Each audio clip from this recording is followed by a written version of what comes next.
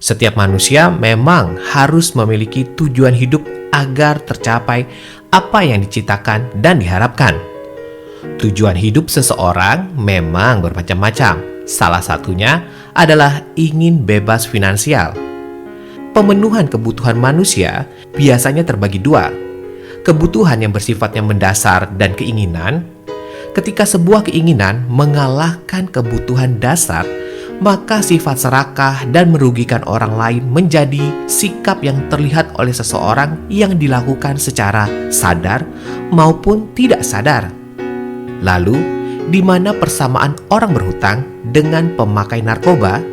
Secara mendasar, menurut saya adalah sama-sama ingin cepat terpenuhi kebutuhannya berdasarkan keinginan secara instan. Bisa kita lihat bagaimana orang bersusah payah demi berhutang sana-sini. Tak berbeda dengan pinjaman secara instan online. Dampaknya sama saja, sadar atau tidak sadar, kita akan terjerat dalam lingkaran setan. Jika tidak bisa melunasi hutang sesuai dengan perjanjian, kita sebagai kreditur biasanya akan terus ditagih, makin stres melihat orang lebih darinya, selalu diteror oleh debt collector tak kenal waktu.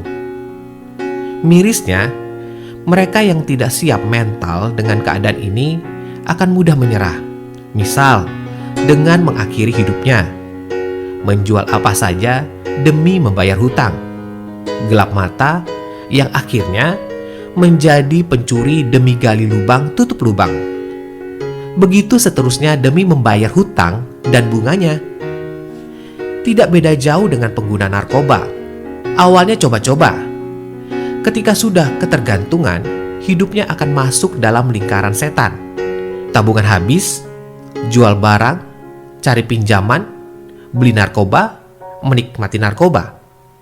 Saking ketergantungan dengan narkoba, begitulah seterusnya alur hidupnya. Ketika uang dan barang habis untuk membeli narkoba, dia akan melakukan segala cara. Si pemakai akan resah terus hidupnya. Gelisah ketika narkoba tidak di tangannya, selalu diteror dalam imajinasi semuanya dan menjadi buruan polisi. Hidup jadi terasingkan dan merasa tidak aman. Menjadi pelajaran hidup bagi kita yang masih sadar dan legowo dalam menjalani hidup yang sementara ini. Kalau menurut guru saya, sering-seringlah melihat nasib orang lain yang tidak seberuntung kita. Perkuat iman, milikilah karakter dan percaya diri agar lebih tegar dan kuat dalam menjalani hidup.